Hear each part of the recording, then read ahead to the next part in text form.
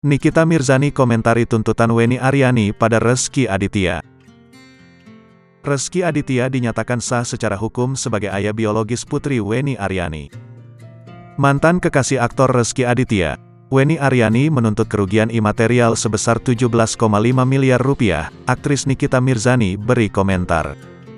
Dikutip dari YouTube Nexira Entertainment, Selasa, tanggal 27 Juni tahun 2023, Wenny Aryani menuntut Rezky Aditya 17,5 miliar rupiah dalam kasus tersebut sebagai kerugian imaterial.